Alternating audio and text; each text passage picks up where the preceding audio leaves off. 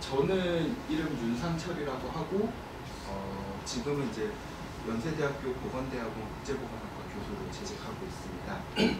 근데 이제 저는 이렇게 뭐 보건행정학과라든지 이제 뭐 예방학과 또는 이제 보건학을 이제 막 전공으로 공부한 건 아니고요. 그냥 임상의사로서 쭉 커오다가 보건학을 이제 PhD, 남들은 의학으로 PhD를 할 때 저는 이제 보건학으로 PhD를 했고, 보건학에서 이제 전공 분야 이제 국제보건학으로 해서 PhD를 하게 됐습니다. 근데 이제 임상의사로서는 이제 안과 의사고요. 실은 여러분들이 제가 아까 전에 이제 여러분들이 이제 개발 협력을 계속 할 경우에 여러분들의 기대 연봉에 대해서 간단하게 말씀을 드렸는데, 국제보건만에서는 이제 인건비가 그렇게 많이 나오진 않기 때문에 부업인 안과 의사를 열심히 해서 제 인건비를 세브란스 병원에서 이렇게 벌어드리고, 그 다음에 제 주업인 국제보건은 이런 강의라든지 보건대학원 강의 또는 여러 가지 필드 오퍼레이션 통해서 이제 하고 있습니다. 주로 이제 콜카라 일을 많이 하고 있고요. 그 외에 세브든 칠드런이라든지 유디자인 이런 국제 NGO랑도 같이 일을 하고 있고, 몇몇 그 국제기구, AD라든지 이런 쪽하고도 같이 일을 하고 있습니다. 제가 주로 하고 있는 그 연구 분야는 주로 의료 접근성이라는 부분입니다. 그리고 그런과 관련해서 모바일 기기를 통해서 보건의료 서비스를 전달하는 그런 부분을 하고 있고요. 그러다 보니까 혁신 기술에 관심을 가져서 이 두 회사랑 이제 협력을 하고 있습니다. 그래서 현재 지금 사업은 베트남, 말라위, 그다음에 방글라데시 이런 세 군데에서 하고 있고요. 그 외에 이제 네팔하고 북한의 보건의료 사업도 같이 진행을 하고 있습니다. 그냥 평범하게 안과 의사를 하다가 일단은 제 얘기부터 시작하면서 이제 강의를 할 건데, 제가 2시 반까지 끝내면 되죠? 아닌가요? 네, 맞습니다. 2시 반까지. 네. 그냥 뭐 의대를 졸업하고 인턴을 하고 무슨과를 할 거 고민하다가 언급결의 안과를 하게 됐고, 이런 진로 선택에 있어서 되게 중요한 순간을 되게 엉터리로 결정한 사람 중에 하나예요. 그냥 안과를 하고 이제 원래 이제 레지던트를 마치게 되면 이제 군의관을 가야 되잖아요. 이제 군 공부의 한 방법으로 그냥 선배들한테 얼핏 들었던 국제협력의사라는 제도를 통해서 에티오피아에서 당연히 임상의사로 이렇게 근무를 했었습니다. 환자 보고 수술하고 또 의료 취약지나 이런 데 방문하면서 진료를 하고 이런 게 이제 제 군대의 3년이었습니다. 제가 그 한국 안에서 이렇게 있다가 이제 에티오피아에 가니까 이런 의료 환경이었어요. 겉은 멀쩡하지만 안에 시스템이 되게 부실한, 그냥 단적인 예로 이게 뭘까요? 네? 이거요? 뭐 약품 냉장고? 그렇게 볼 수도 있겠네요. 엘리베이터예요. 엘리베이터인데 수동식 엘리베이터예요. 근데 뭐냐면 그 환자가 가면 위에 아저씨가 이렇게 도르래로 끌어올려줘요. 그러면 이렇게 없는 것보다 흘렀죠. 환자들이 배드로 움직여야 되니까. 그런 것처럼 약간 허탈한 모습들, 그리고 전기가 제대로 들어오지 않다 보니까 알콜 램프로 이 수술기구 끝을 달궈서 지혈을 하는 기구를 사용해가면서 새롭게 수술을 배워가면서 이런 환경에 적응하면서 진료를 했던 3년간이었습니다. 이게 이제 우리가 살고 있는 전 세계고요. 폴란드볼 만화를 혹시 보시는 분은 잘 이해하시겠지만 각 국가의 특성이 나타나 있어요. 그래서 여기 얼마 전에 미사일을 쏘는 국가도 제가 한국에서 계속 자라다가 처음으로 이제 에티오피아에 3년간 살게 됐을 때 뭐 멀면 멀고 가깝다고 할 수 있는 17시간을 비행기 타고 갔죠. 근데 이제 이때 되게 제가 신기하게 생각했던 것 중에 하나는 뭐냐면, 제가 이제 전문의를 딸 그 시점에는 이제 그게 이제 제가 전문의를 2009년 2월에 땄는데, 그때쯤 이런 광고들이 막 네이버나 다음에 뜨기 시작했어요. 여러분들도 보신 적 있으실 거예요. 라식 뭐 88만 원, 수험생 칸에 수험표를 들고 오면 뭐 이런 식으로 이제 의료기관 간에 이제 광고라든지 환자들을 서로 유치하려는 노력들이 생기던 시점이에요. 그 전에는 그렇게 많지는 않았어요. 근데 지금은 너무나 당연하게 그러면 압구정역에 가면 그렇게 그 의료기관들의 광고로 도배가 돼 있을 거라고 생각도 못했는데 뭐 그런 부분들이 있는 거죠. 근데 동일한 2009년인데 17시간을 비행기 타고 가면 이런 환경이 펼쳐집니다. 이 자연 환경을 보려는 게 아니라 이 사람들은 자기가 무슨 병이 있는지도 모르고 그 병이 치료를 받으면 나을 수 있는지도 모르고 그럼 치료를 받으려면 어디를 가야 되는지도 모르는 그런 환경이 동일한 2009년이라는 게 저는 잘 믿기진 않았어요. 아무리 경제적인 격차가 있다 하더라도 이건 도대체 어떤 분명히 이게 동시대 살고 있는 한 이 세계에 있는 게 맞는가 라는 생각이 들 정도로 차이가 컸습니다. 그래서 제가 이제 에티오피아에 3년을 마무리하고 한국으로 돌아올 때 제 나름대로 그럼 어떤 의사로서 앞으로 살아갈까 라는 생각을 했을 때 이런 의사로 살면 어떨까라는 생각을 했습니다. 그 당시 이제 제가 이제 돌아와서 이제 교직을 받고 대학병원에서 근무를 할 때쯤 대학에 있는 모든 사람들은 되게 의료인 신기술 또는 뭐 유전자 치료 이런 되게 어드밴스드된 리서치를 하고 있었는데 어찌 보면 그거는 여기 안에 있는 소중한 제품, 상품들이겠죠. 우리가 쓰는 물건들, 기술들이겠죠. 근데 저 같은 경우는 그 기술에 대한 개발보다도 어찌 보면 이거를 가장 필요한 사람들에게 잘 전달해주는 그런 의사가 되면 어떨까라는 생각을 했었습니다. 어찌 보면 그런 사람도 필요한 거잖아요. 여러분들 생각해보면 어디나 좋은 물건이 있는 건 알지만 그거를 직접 구하러 다니지 않고 택배로 시키잖아요. 그렇죠? 그런 것처럼 이걸 잘 전달해 줄 수 있는 것도 충분히 기여할 수 있는 부분이겠다라고 생각을 했었습니다.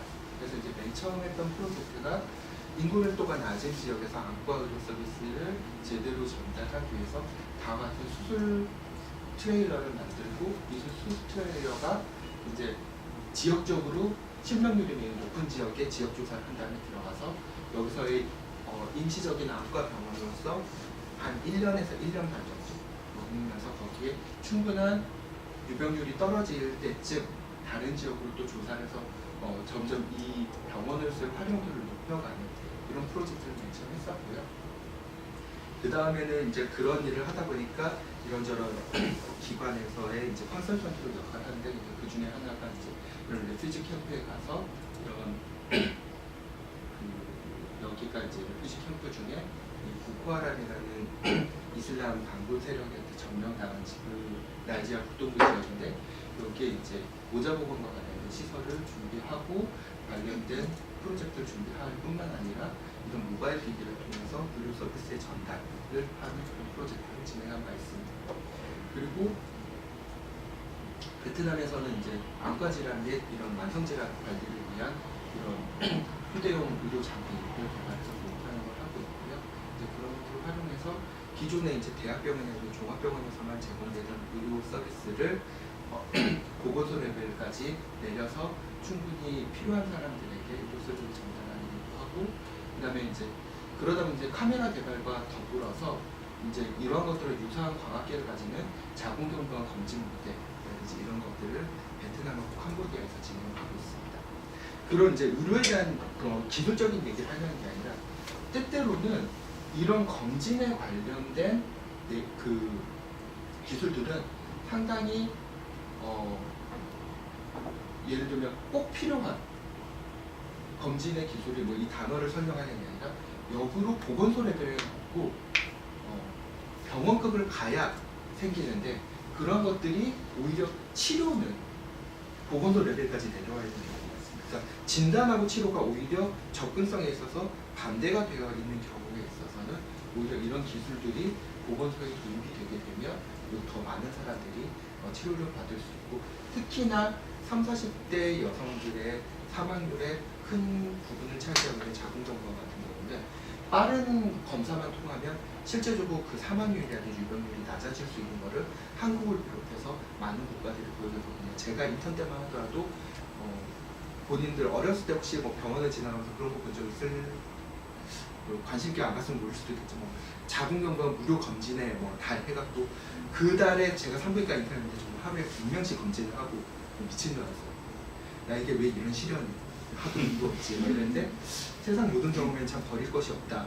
그래서 비록 제가 안과 의사였지만 정말 개발도상에서 이런 자궁경부암 검진 사업을 할 줄은 몰랐거든요.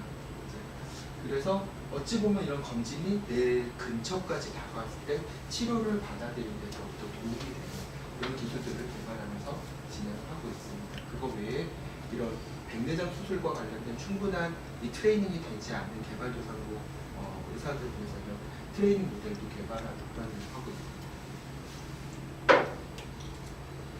그리고 이제 저는 이제 프로젝트 봄이라고 연세대학교 안에 이제 보건과 관련된 연구 그 랩을 운영을 하고 있고요. 그 랩에서는 이런저런 혁신 기술들뿐만 아니라 정말 필드에서 필요한 인터벤션을 넣었을 때 그러한 것들이 얼마나 효과적인 결과로 이어지는지, 실제 변화를 일으키는데 어떤 요소들을 가져가는지 이런 부분과 관련된 연구실을 운영을 하고 있습니다.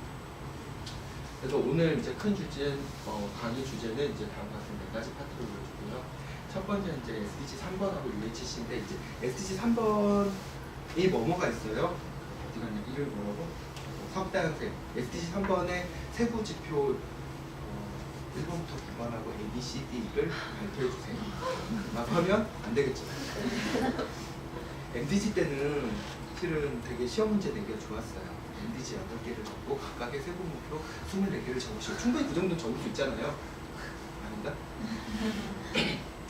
근데 이제 SDG는 그 169개를 적으라고 하면 하나 정도에 10초씩만 해도 시험 시간이 1시간을 넘어야 돼요. 그래서 이제 더 이상 그런 문제는 낼 수가 없고 약간 백과사전화 되는데 또 이제 모르겠어요. 이제 다른 그 단과대학은 그런 병에 걸려 있는지 모르는데 의대하고 보건대학원은 되게 크로닉한 병이 하나 걸려 있어요. 그게 뭐냐면 N-1 신드롬이라고 해서 5개 쓰라 그러면 4개만 생각나요. 똑같은 시험 문제를 4개 쓰라고 3개만 적어. 저도 그건 되게 의대 때부터 걸려서 지금도 안 고쳐지고 있고요. 다른 단과대는 모르겠지만 어쨌거나 그런 병이 있기 때문에 5개를 적으시고 8개를 적으시고 되게 위험한 문제예요. 다 같이 F를 받을 수가 있거든요. 그런 문제는 그 MDG부터 얘기를 시작할게요. MDG에서는 다음에는 8개 중에 3가지가 보건과 관련된 중요 목표였습니다. 그래서 아동 사망률을 줄이고 5세 미만 아동 사망률, 그다음에 모성 건강을 증진시키고, 그다음에 HIV, 에이즈, 그다음에 아더 디지즈를 대표하는 결핵, 이 3가지 질환에 대해서 목표를 가지고 이거 일정 이상 줄여가겠다라는 목표를 가지고 왔습니다. 물론 여러 가지 논란이 있기는 하지만 그래도 보건 분야에 있어서는 그 성취가 다른 분야에 비해서 매우 높았다고 할 수가 있어요. 실제적으로 HIV, 에이즈가 더 이상 사람들 머릿 속에서 죽는 질환이 아니에요. 제가 의대를 들어가는 시점만 해도 HIV, 에이즈에 걸리면 이건 그냥 죽는 거고 손 쓸 수가 없는 질환이지만 지금은 충분히 컨트롤 가능하고 약 복용을 높여서 이 사람들이 병에 걸렸지만 충분히 삶의 퀄리티를 유지하면서 살아갈 수 있는 질환으로 바뀌었다는 부분이 크고요. 말라리아 같은 경우는 여전히 많은 사람들이 사망을 하고 있지만 예전에 비해서는 그것이 많이 줄어든 게 사실입니다. 근데 문제는 이 세부 분야는 정말로 많은 부분에 있어서 발전을 갖고 왔지만 실은 이 질환 보건 문제가 이 3개만 있는 건 아니잖아요. 실은 따지고 보니까 되게 많아요. 오히려 더 취약계층들이 많이 가지고 왜 그렇게 얼굴로 모든 것을 말할 필요는 없어요. 이게 기생충 질환, 그리고 뭐 만성 질환, 그 다음에 정신건강도 많은 문제가 있죠. 그리고 흡연 같은 문제는 상당히 보건하고 밀접한 문제인데도 우리가 이런 글로벌한 개발 목표에 들어가지 못했다는 거에 대해서 많은 반성을 하게 됐습니다. 그것뿐만 아니라 기후변화도 있고요. 그 다음에 여러 가지 옛날에 AR, 그 조류독감에서 신종플루라든지 여러 가지 문제들이 실은 글로벌 네트워크를 통해서 쉽게 전파가 돼요. 뭐 지카 바이러스 단적인 문제. 그런 부분들이 쉽게 있었고, 그 다음에 빈곤과 연관된 여러 가지 보건 문제들이 많이 부각되기 시작했습니다. 그래서 SDG 때는 이런 3가지 보건 목표들을 하나로 통합해서 다음과 같은 여러 가지 세부 지표들을 달성하기 위한 움직임으로 바뀌게 되었습니다. 맨 처음 SDG가 발표됐을 때 보건하는 사람들끼리 이제 우리가 8분의 3을 차지하다가 17분의 1을 차지한 걸로 줄어든 게 아니냐, 되게 막 안타까워하고 막 어떤 사람들은 붕괴하고 있는데 실제 내용을 보면 할 게 되게 많아요. 약간 숙제가 늘어난 느낌. 이게 약간 치팅 당한 느낌이죠. 이게 8개 중에 3개를 숙제로 들고 있다가 17분의 1로 줄었다고 생각했는데 알고 보니까 시험 범위가 이만큼. 많은 그런 개념으로 되게 넓은 범위를 차지할 수 있습니다. 뭐 이거를 이제 일일이 설명을 하면 아마 다 주무실 것 같고, 그래서 그런 식으로 이제 생각을 하지 않았고, 그리고 앞서 얘기한 것처럼 SDG 3번과 연계된 직접적으로 많이 연계된 다음과 같은 지표들에 대해서도 SDG 3번 안에서 많은 진행을 하고 있고, 그뿐만 아니라 생각을 해보면 MDG에서 요구했던 여러 가지 중요한 문제들을 그대로 가져가면서 새롭게 부각이 되는, 실은 우리가 뭐 감염병 질환으로 많은 사람들이 죽는다고 생각하지만 전 세계에서 가장 많은 사망의 원인은 만성질환이에요. 심지어 개발도상국에서도, 북한에서도.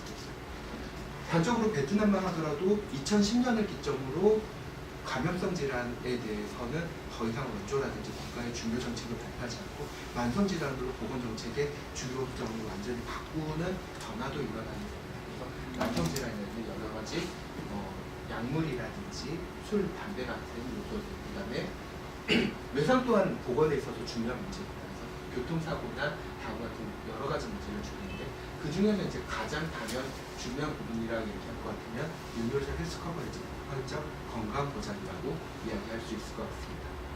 그래서 보편적 건강 보장은 그냥 이제 앞으로 줄여서는 UHC라고 할게요. 유니버설 헬스 커버리지. UHC는 그냥 모든 사람에게 건강은 이라는 뜻입니다.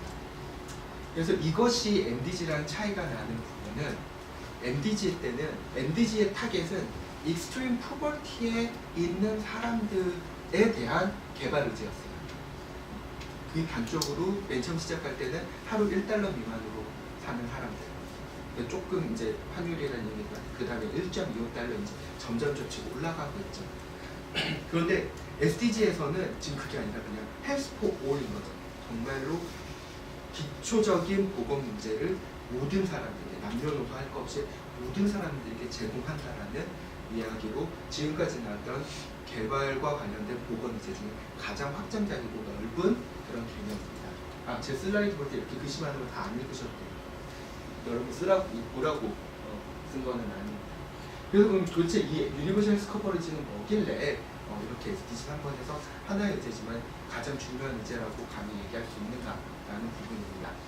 일단 그러면 유니버설 헬스 커버리지는 대부분의 선진국에서는, 우리나라를 비롯해서 대부분의 선진국에서는 이미 달성되어 있는 개념이에요. 왜 달성이 되어 있는지는 뒤에서 설명을 할게요. 그리고 공교롭게도 이것이 우리가 가장 여러 가지 개발에 있어서 앞으로의 발전이 계속 필요하다라고 생각하는 국가에서 여전히 많이 비어있는 부분들을 볼 수가 있습니다. 그러면 쉽게 생각했을 때 분명히 이런 경제적인 부분의 정비례 관계로 유니버설 헬스 커버리지가 이루어져 있는 것을 볼 수가 있습니다만, 그렇지 않은 국가가 몇 개가 보이죠. 예를 들면 국민소득이 2만이 넘는 바하마 같은 경우는 유니버설 헬스 커버리지가 거의 바닥에 가까워. 그런 부분을 보입니다. 반대로 감비아라든지 몽골은 도대체 2,000달러 미만의 1인당 국민소득을 가지고 있음에도 불구하고 도대체 왜 이런 높은 수준의 UHC를 달성률을 보이는가에 대해서는 여러 가지가 얘기할 수 있겠지만, 일단 기본적으로 여러 가지 보건 정책의 차이라든지 헬스 시스템의 차이가 이런 변화들을 만든다는 거죠. 즉 우리가 이 정비례 관계인 건 알겠지만 가급적이면 많은 국가가 이 정비례 관계에서 가급적이면 Y축으로 좀 수렴하게 만드는 거예요. 수능 문제 얼마 안 됐으니까 이런 얘기가 무슨 얘기인지 잘 이해하시죠? Y축으로 가깝게 만들면서 기울기가 점점 높아지도록 만드는 것이 어쩌면 우리가 SDG 3번을 고민하면서 해야 되는 일들이라고 생각을 합니다. 두 번째 챕터는 이제 그 중에서도 어쩌면 가장 현실적이고 어쩌면 제가 여러분들한테 잘 설명드릴 수 있는 헬스 어세서빌리티와 관련된 얘기입니다. UHC와 관련돼서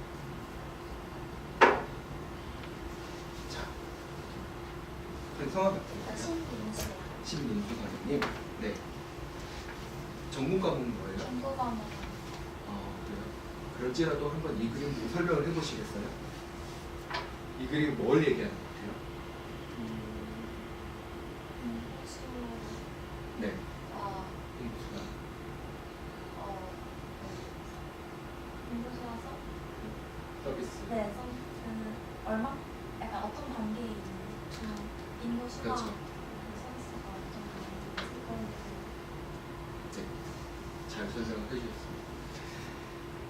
UHC를 설명할 때 그냥 구글에 UHC, Universal Coverage를 하고 이미지 검색을 누르면 이 그림은 무조건 나와요. 그러면 너무 지겹게 나와서 그림 너무 지겹다라는 얘기들을 했더니 WHO가 친절하게 이 그림을 파란색에서 오렌지색으로 바꿔주는 정도로만, 그만큼 이 그림은 되게 하나의 그림으로서 UHC를 잘 설명하는 그림입니다. 즉, 이 수조가 가득 차면 UHC가 달성이 됩니다. 그럼 이 수조는 뭘로 구성이 되어 있냐? 우리가 헬스 서비스를 제공해야 할 사람들의 수입니다. 그렇죠? 그리고 우리가 제공해야 할 헬스 서비스의 수이고요. 그렇죠? 그리고 이 두 가지를 제공하는데 들어가는 직접적인 비용을 이야기합니다. 즉 이렇게 구성이 되겠죠. 그리고 이거를 가득 채울 수 있는 것은 돈입니다. 재정이겠죠. 근데 이 그림에서의 지금 우리가 겪는 문제는 돈이 요거밖에 없다는 거죠. 이 수조에 물을 가득 채워야 되는데 돈이 이거밖에 없다는 게 문제인데, 그럼 어떻게 해야 돼요? 네? 뭘 늘려요?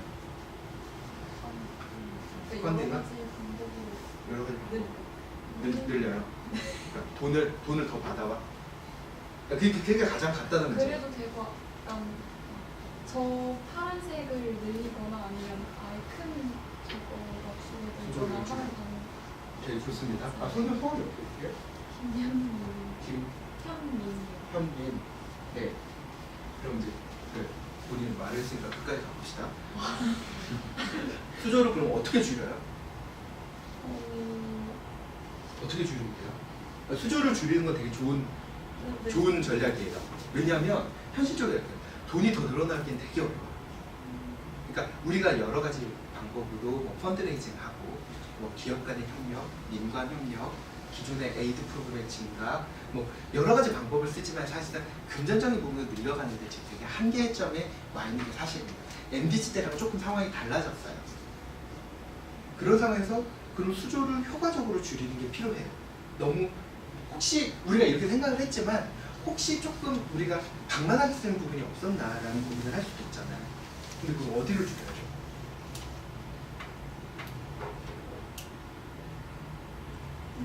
X, Y, G 세 가지 축이 있잖아요. 문과 수학을 했더라도 저건 나올 텐데.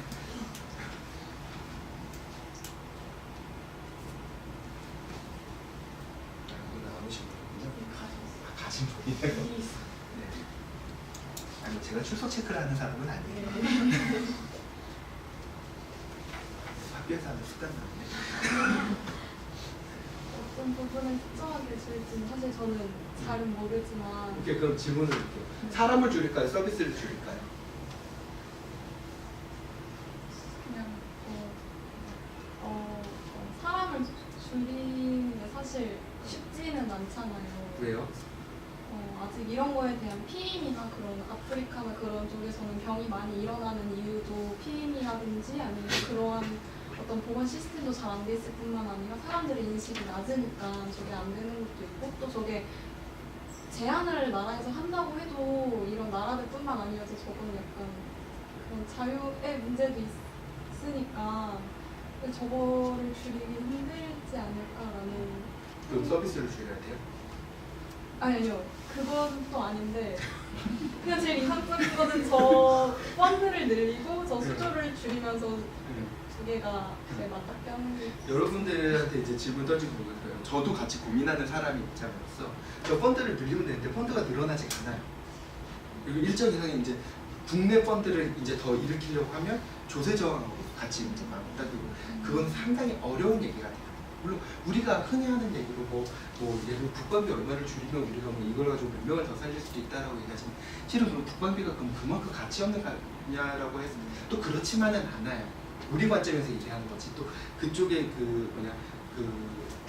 안보 쪽을 하시는 분들은 그 나름의 되게 필요한 부분에 쓰고 있어요. 그리고 또 인정을 해줘야 되는 부분이고. 그래서 그러니까 그냥 여러 가지 다른, 어차피 이게 한 파이의 조절 부분이라서 이제 그런 비율을 드는 거예요. 제가 하고 싶었던 얘기는 정말 그렇다면 사람을 그러니까 어쨌거나 저 물을 조금 더 효율적으로 쓰는 방법에 대해서도 얘기를 하겠지만 한계가 있어요. 효율이라는 걸 높이는 기본적으로 땔감을 주고 이게 열심히 이게 태워라라고 해야지 땔감을 안 주고 열심히 태워라는 한계가 있어요. 분명히 대한민국 의료를 보시면 그걸 많이 느끼실 텐데 그래서 그럼 결국은 어느 선택의 시기가 오게 되고 그러면 사람을 줄일 것이냐 서비스를 줄일 것이냐 이런 부분에 대해서 그러니까 무조건 줄인다가 생각이 아니라 어느 쪽을 그럼 먼저 우선하게 생각을 해야 될 것이냐 라는 부분에 대해서 많은 고민을 하게 됩니다. 그 중에 이제 여러 가지가 있었지만 그동안 이제 WHO가 월드뱅크가 작업해왔던 거는 서비스를 조금 더 필수적인 것들로 이제 약간 줄이는 그런 방법이었습니다. 그게 뭐 맨 처음 UHC를 얘기했다가 에센셜 UHC를 얘기했다가 그 다음에 말을 정말 그렇게 잘해요. 하이스트 프라이어리티 오브 패키지라는 거를 또 만들어서 그것보다 더 줄이기도 하고 그랬는데 저 개인적인 부분하고 여러 가지 이 지지하는 사람들의 얘기들을 했을 때 사람을 줄일 것이냐 서비스를 줄일 것이냐라는 부분은 조금 이런 부분으로 생각을 하시면 좋을 것 같아요. 아까 얘기하는 거가 얼추 맞는데 그걸 내가 다시 내 언어로 정리를 해보자면 사람을 줄이면요 그러니까 서비스를 받는 사람의 이 범위를 줄이는 거죠.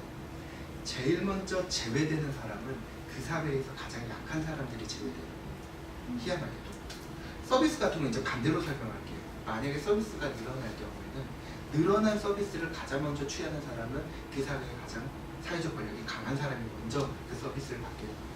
거기서 우리가 그럼으로써 왜 우리가 서비스를 뭐 UHC 얘기했다가 에센셜 UHC 얘기했다가 하이스트 프라이트 패키지를 얘기했다 하는지에 대해서 최대한 우리가 이 하이스트 패키지는 최대한 이 사람들에게 다 줘야 돼 라는 부분이고 에센셜은 거기서 조금 제외되겠지만 그래도 우리가 얘기했던 가장 필수적인 부분에 대한 한정된 리소스를 가지고 제공해야 될 부분에 대해서는 이 사람들에게 최대한 제공을 하겠다. 우리 최소한 이거만큼은 여기까지 버티겠다라는 부분을 이해하시는 겁니다. 그래서 이 UHC는 다음과 같은 네 가지로 큰 구성을 가져갑니다. MDG에서 하고자 했던 것들을 계속 지속적으로 추구를 하고 있고요. 모성 사망률을 줄인다든지 아동이라든지 그다음에 백신 접종을 높인다든지 이런 부분이고요. 그다음에 빈곤과 연관된 여러 가지 제한들을 줄이는 걸 마찬가지로 목표를 하고 있습니다. 또 SDG 같은 경우는 아까 저희 익스트림 포버티만 얘기하는 것이 아니기 때문에 선진국에서는 점점 늘어나고 있는 여러 가지 보건의료 비용들을 최대한 억제하는 이 단어가 요걸 쓴 걸 잘 모르겠는데 왜냐하면 늘어나는 걸 막을 수는 없어요. 최대한 억제하는 거죠. 다시 이렇게 그거 늘어나는 걸 줄인다라는 개념은 거의 어렵기 때문에 최대한 줄이고 그다음에 최소한 보건에 있어서 사회적 평등을 추구하는 이런 거고 결국 이거를 실제적인 부분에서 두 가지로 이야기를 합니다. 필요한 부분에 있어서 필수적 의료 서비스에 있어서는 꼭 그거에 대한 접근성을 보장할 뿐만 아니라 그런 것들을 이용하고 그 의료기관이 유지할 수 있는 적절한 재정적인 보호를 한다라는 두 가지 개념을 얘기하고 있습니다. 그래서 이런 부분 HIV/AIDS가 지금까지 쭉 높아지다가 전 세계로 이렇게 해서 이렇게 유지되는 것에 있어서 결국 의료 서비스의 접근성은 다음과 같은 적절한 사람 있어야 되고 의료 인력 그다음에 적절한 소모품 모든 의료는 기본적으로 소모품을 동반해요. 약도 소모품이고 의료 뭐 주사기, 약 모든 것이 일단 기본적인 멘터리얼이 있어야 돼요. 그뿐 아니라 그냥 아무나 하면 돼요. 선생님 오늘 나랑 같이 가서 안과 진료를 같이 아픈 사람들을 이렇게는 할 수 없는 거예요. 어느 정도 의료인이라든지 필요한 기술을 가진 사람들에게 훈련을 해야 돼요. 그 다음에 의료기관이 필요해요. 뭐 인프라가 너무 부적절하게 가는 것도 문제지만 기본적으로 하나도 없을 때는 있긴 해야 돼요. 그래서 그러한 인프라, 최소한의 인프라 아니면 적절한 인프라를 반드시 동반해야 되는 것들이 연계가 되고 있습니다. 그래서 그러면 사람들이 의료기관을 이용하는 데 있어서 수혜자들 입장에서는 7가지 배려가 있고요. 공급자 입장에서 5가지 배려가 있습니다. 첫 번째로는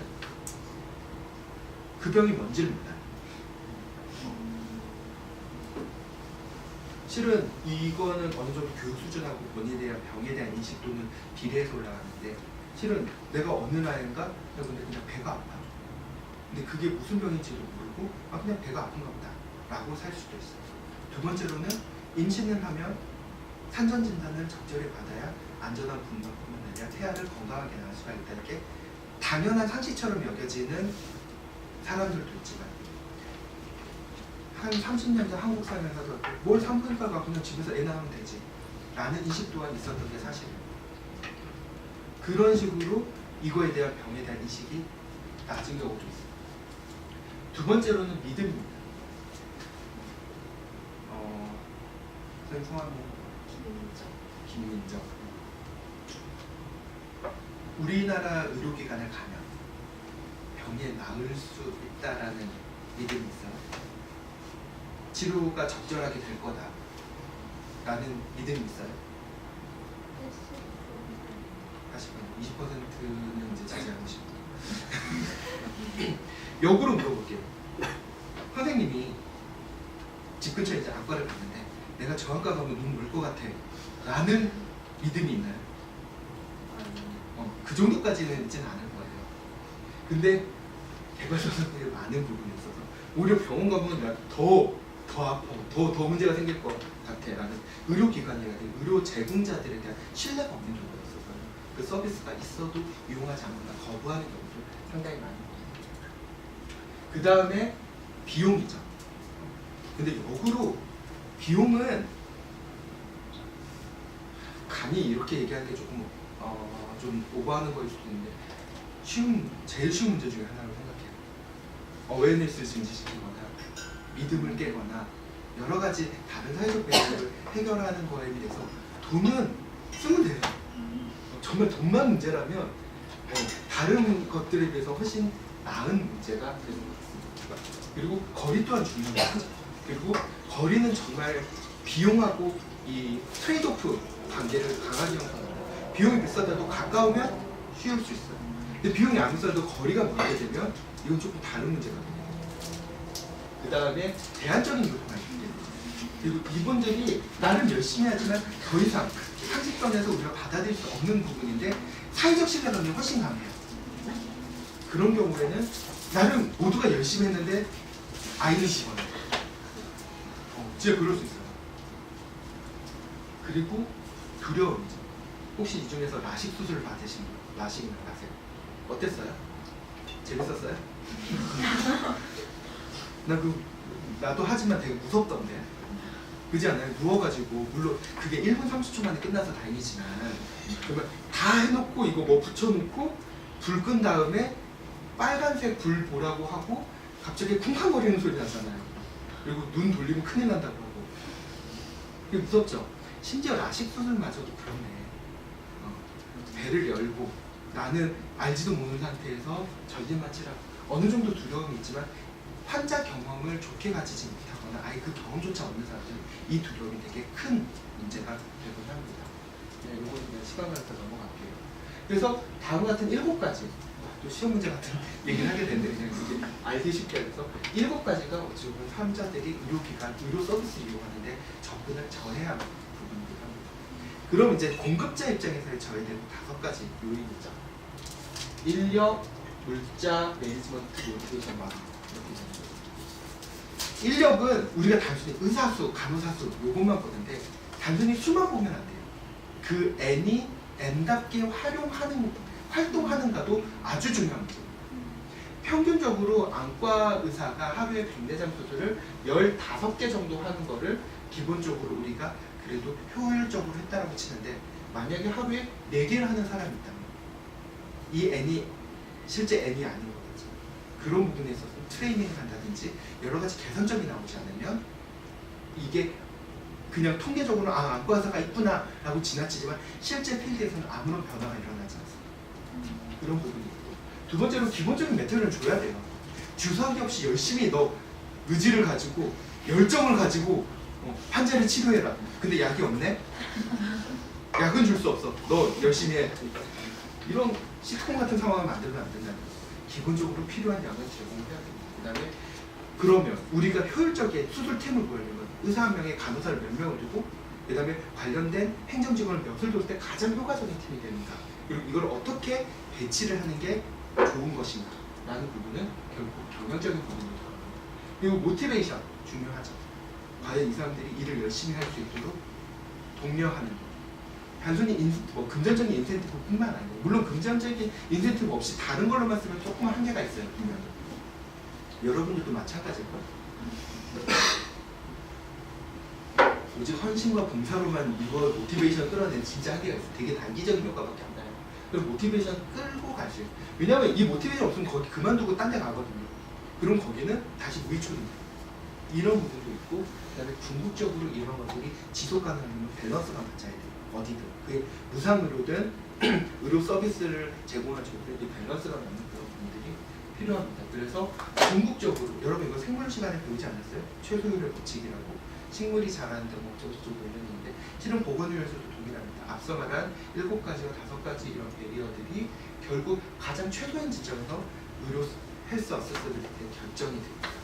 그런 부분만 해서 그럼 이 밸런스를 가장 잘 맞추도록 조절하는 거가 헬스 어세서빌리티를 높이는데 가장 중요한 요소가 되고, 결국 이것이 다음과 같은 WHO가 정한 그 헬스 시스템의 6가지 빌딩 블록에 주는 요소들이고, 이것들이 모여져서 서비스가 제공이 되면서 다음과 같이 보건이 증진되는 그런 결과를 가지고 오게 됩니다.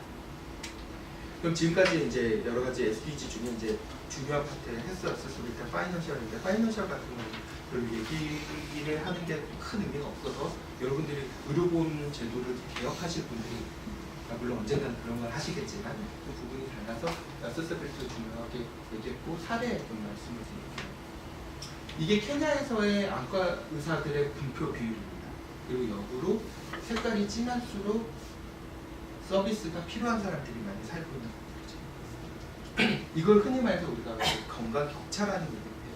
의료가 필요한 곳에는 필요한 사람들이 적고, 그 다음에 의료가 그나마 보편적으로 많이 있는 곳에 자원이 많다라는 개념이 나오게 됩니다. 그러면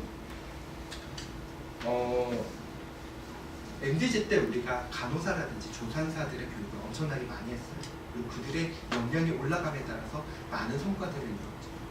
근데 MDG 때 여러 가지 이제 생각지도 못했던 역설이 발생했던 것 중에 하나가 뭐냐면, 이렇게 교육을 했던 조산사들이 이제 그것이 끝나고 나니까 더 나은 삶의 환경을 찾아서 직장 조건에 따라서 이동을 하고 있어요. 오히려 의료 인력의 격차가 더 심하게 나타나. 분명히 교육을 하고 그 조건이 있을 때는 되게 좋았지만 그분들이 이제 이동을 하고 나니까 다시 비전보다 더 나빠진 상황들을 경험한 것들이 많아요. 두 번째로는 인터내셔널 브레인 드레이니지는 여러 가지 제도적인 부분으로 어느 정도 장벽을 칠 수가 있지만, 국가 안에 도메스틱 브레인 드레이니지는 한계가 있어요. 우리나라에서도 마찬가지 아닌가요? 저도 맨 처음에 보건하면 맨 처음 공부할 때는 이렇게 정말 이렇게 의료 취약 지역에 의료 인력을 많이 보내는 것들이 필요하겠다 생각하지만, 한계점이 있고 더 이상 국제보건하는 사람들 입장에서는 의료 인력을 늘려서, 물론 너무 극단적으로 접근은 안 되겠지만 이걸 뭐 무한정 밀려서 여기까지 가겠지라는 얘기는 아무도 하지 않습니다. 왜냐면 그게 안 돼요. 역으로 여러분들 생각했을 때 내가 더 교육을 받고 더욱더 능력 있는 사람이 됐을 때 당연히 삶의 여건 조금 더 나은 대로 이동하는 것은 가장 기본적인 인간의 생각입니다. 그거를 역설적으로 몇 명을 어떻게든 밀어내겠다? 그거는 그냥 테이블에서 하는 얘기지 실제 현장에서는 그런 변화들이 나타나지 않습니다. 지금 우리가 겪는 문제는 뭐죠? 환자는 여기 이렇게 있는데 의사가 이렇게 떨어져 있는 거죠. 그래서 이게 연결되지가 않는 거죠. 그때 최근 들어 한 10년 동안, 그리고 몇 달 전에 WHO가 드디어 디지털 헬스 디파트먼트를 새롭게 여는 것으로 대표되는 모바일 기기를 통해서 이 지역에 살고 있는 커뮤니티 헬스 워커들이 가지고 있는 모바일 기기를 통해서 대면하는 진료만큼은 되지 않지만 이들에게 헬스 서비스 어느 정도 전달하고 진료를 볼 수 있는 그런 해결점들을 많이 가지고 옵니다. 그리고 이 모바일 헬스 기본적으로 인프라를 동반을 해야 되죠. 왜냐하면 기지국이 있고 충전을 할 수 있어야 이걸 하는데, 사하라이나 아프리카만 하더라도 많은 국가에서 다른 유선 전화라든지 유선 인터넷의 무선 전화는 상당히 인프라가 많이 갖춰져 있고, 이거는 민간 시장이 드리븐한 결과로서 상당히 빨리 진행이 되고 있습니다. 그리고 이러한 부분에 있어서는 WHO가 MDG2 SDG라는 리포트에서 얘기한 것처럼 다음과 같은 기존의 접근들도 효과적이지만 지금 우리가 UHC를 달성하기 위해서는 ICT 기술을 활용해야 되고 그 다음에 우리가 지금까지 치료적으로 접근할 수 없었던 것에 대한 새로운 치료 방법도 필요하지만 모바일 테크놀로지 같은 것들을 적극적으로 활용해서 어세서빌리티를 개선해야 우리가 약속한 2030년까지 SDG, UHC를 달성할 수 있다라는 이야기를 하고 있습니다. 그럼 그냥 하는 얘기가 아니라 이게 다나시 캐스케이드 모델이라고 해서 의료 서비스를 충분히 제공할 때까지 다음과 같은 여러 가지 장벽들이 있는데 모바일 헬스가 가진 여러 가지 특징들은 이러한 것들을 해결하는데 충분한 솔루션이 되었다는 여러 가지 근거들을 가지고 이야기를 하고 있습니다. 두 번째로는 여러 가지 혁신 기술과 관련된 부분과 관련해서 초음파 기계는 모성 사망률을 줄이는데 가장 공헌이 컸던 겁니다. 유해성도 없으면서 태아 상태와 산모 상태를 너무나 정확하게 알 수가 있어요. 그런데 이 기계가 대당 1억 정도예요. 그러면 이게 아무리 좋다라는 걸 알아도 베트남 7,000개 보건소에 다 깔 수는 없을 거예요. 그러니까 이거를 잘 활용하는 사람들 교육은 둘째치고라도 기계값만 가장 쉽다는 코스트에 대해서만 얘기하더라도 그런데 만약에 혁신 기술을 통해서 500만 원짜리 초음파가 나온다. 조금 그 보급에 있어서 조금 더 우리가 확장적으로 생각할 수 있겠죠. 이런 부분들이 혁신 기술이 활용되는 부분이고 이것이 50년대에는 페니실린 주사였고 60년대에는 백신이었고 80년대에는 엑스레이와 CT와 초음파 기기였습니다. 그리고 지금 시대는 우리가 디지털 기기라고 얘기하는 부분들이 이 시대의 혁신이고 이런 것 통해서 점진적으로 이루어가는 UHC를 이야기하고 있습니다. 그리고 이건 제가 하고 있는 일 중에 하나고 여러분들이 어쩌면 SDG와 관련해서 크로스 커팅 이슈로 얘기할 수 있어서 잠깐 소개해드리면 더 이상 인류는 모바일 폰을 버리고 예전 방법을 쓸 수는 없을 정도로 너무 친숙해졌어요. 맞나요? 동의하세요? 여러분들이 환경적인 이슈를 생각한다고 해서 피처폰을 쓰자는 운동을 하면 따라올 거야 사람들이? 실은 그러기에는 이제 포인트 오브 리턴이라는 그런 개념에서 넘어서 버렸어요. 그리고 여러분 맨 처음엔 저는 폰을 3년에서 4년마다 바꾸는데 이제 한 평균적으로 2년마다 바꾸지 않나요? 이제 그거는 1년 반 정도로 계속 줄고 있어요. 그런 면에서 이렇게 많은 폰들이 이제 버려지고 있거든요. 그리고 이게 만약에 폰이라고 얘기하지만 이 안에 이거를 성분으로 얘기하면 다 중금속 경화입니다.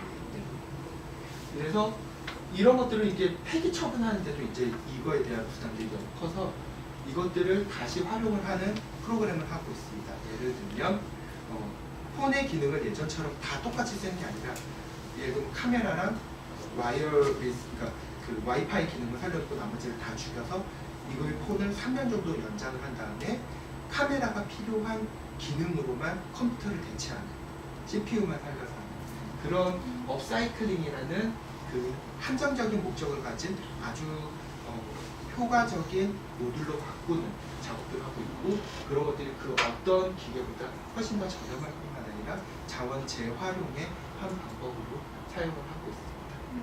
마지막으로 그럼 이런 솔루션들이 정말 다 긍정적인 부분만 있냐라는 부분이 아님을 말씀드려서 정리를 하고자 합니다. 분명히 이게 다 해결할 수 있다고 얘기하는 것은 지금 무슨 소리야 라고 속으로 생각할 수 있지만 월드뱅크에서는 이런 이노베이션의 패러독스라는 얘기하고 있고요. 단적으로 우리가 보는 것입니다. 분명히 더 효과적이고 편리한 주문기를 도입했지만 이거를 따라오지 못하는 계층들은 오히려 이 장소를 더 이상 활용할 수 없게 만들어버립니다. 이거를 의도했던 건 아니라고 봐요. 그러나 이런 게 생기는 거죠. 하나로 발전이라고 생각을 했지만 거기에 여러 가지 역설적인 이유가 나타나는 거예요. 이게 이렇게 되는 거죠. 그래서 우리가 정말 이걸 가지고 어세서빌리티 해결할 거라고 생각했는데 이걸 넘어보니까 또 뭐가 있어? 훨씬 더 어려운 문제. 그 중에 하나가 젠더적인 부분을 많이 얘기하고 있습니다. 모바일 헬스는 기본적으로 모바일 폰이 있어야 돼요. 그 모바일 폰이 개개인별로 없다 하더라도 누군가는 모바일 폰을 들고 그 사람을 컨택을 해서 움직여줘요. 그러니까 디바이스가 필수적인 기본 인프라로 들어가는 거죠. 그런 부분인데 전 세계적으로 여성들의 폰에 대한 접근성이 떨어져요. 남성에 비해서. 전 세계적으로. 그뿐만 아니라 그거에 대한 이유들이 다음과 같은 게 있어요. 아무래도 아직까지 개발도상에서 여성들이 폰에 대한 사용률을 마음껏 내기는 조금 남성들보다 떨어지는 부분이 있습니다. 두 번째로 한국에서는 이게 이제 요즘은 많이 줄어 있는데 더 이상 이 짓을 하는 사람은 잘 없긴 한데 한 80년대만 하더라도 여자가 전화 받으면 장난 전화 걸고 이런 경우도 많았고요. 실은 여자가 핸드폰을 가지고 있을 때 개발도상에서 아직까지 사회적인 여러 가지 젠더norm이 형성되지 않은 경우에는 이러한 시달림으로 인해서 여성들이 폰을 거부하게 되는 그런 부분도 있습니다. 그 다음에 교육 수준이 따라가지 못했을 경우에는 폰에 대한 그 사용이 괜히 어렵고 나 그냥 이거 안 쓸래 이렇게 되는 경우도 많고 그 다음에 이런 그 핸드폰 쓰는 여성에 대해서 뭐 직업 여성으로 본다든지 이런 식의 사회적인 아직 편견이 있는 경우는 나 그거 쓰기 싫어 이런 식으로 해서 분명히 그것이 여러 가지 보건뿐만 아니라 교육이나 여러 가지 장점들이 많음을 보고 접근을 저해하게 되는 요소로도 되게 됩니다.